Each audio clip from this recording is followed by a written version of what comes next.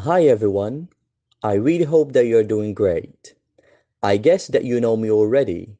My name is Essehi Ayub, and as you know, I have worked with you so many times. In this video, I will try to explain to you a very simple lesson that falls into the category of language functions, and it is called defining, as you can see here.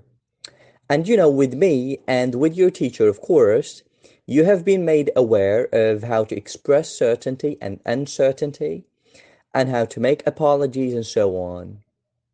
Today, in this very short video, I will try to explain to you, give you, and arm you with some useful expressions that you can use in defining terms and concepts.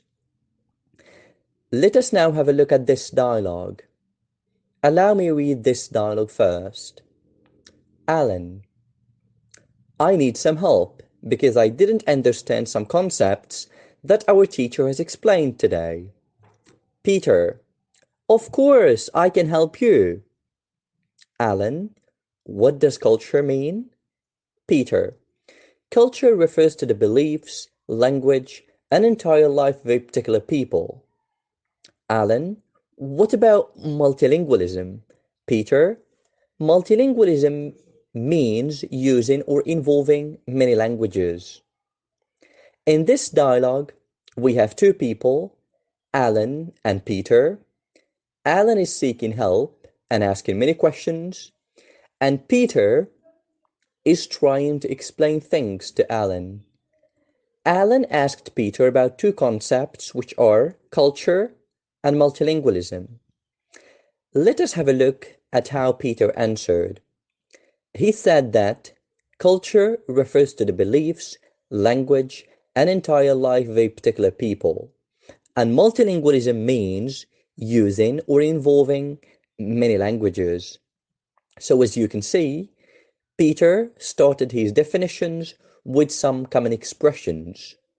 He started the first definition with refers to, and he started the second definition with means. Multilingualism means. So, if you want to define something, you can start your definition with refers to or means. In English, of course, we have many expressions that we can, of course, use to start our definitions. And here are some of them. So please have a look at this chart. A certain concept or phenomenon can be defined as, refers to, means, described as, indicates, or designates. As I told you before, in English, we have a lot of expressions that we can use in order to start our definitions in a good and refined way. So, you can start your own definitions using some of the expressions that you can see here. You can start with can be defined as, refers to, means, can be described as, indicates, designates, and so on. These are the most commonly used expressions in English. Don't forget to write them in your copybooks. They are very useful. Now, let us move to an exercise. This exercise says this.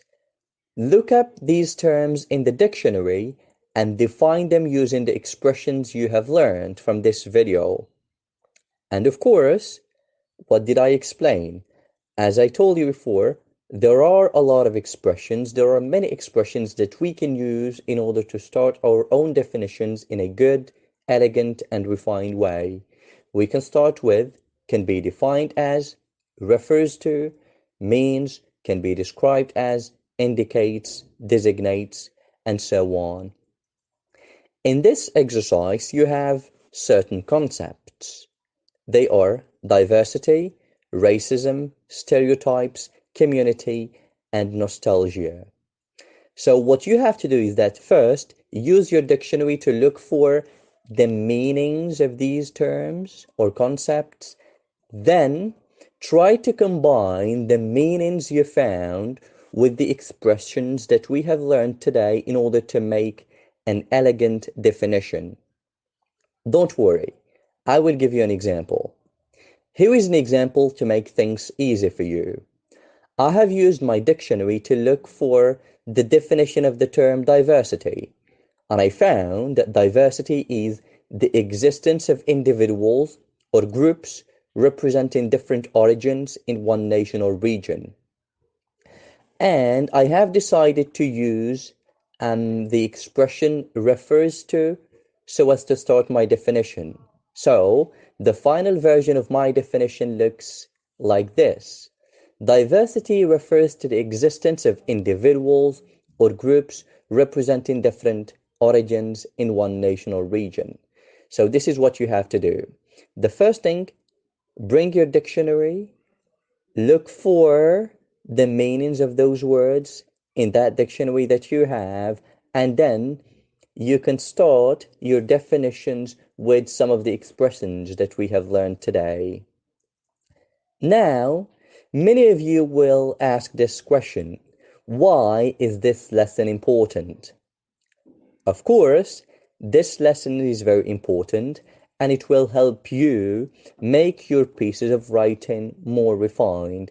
Maybe on the day of the national exam, they will ask you to write a paragraph about pollution. So, you need to start your paragraph, of course, with a brief definition.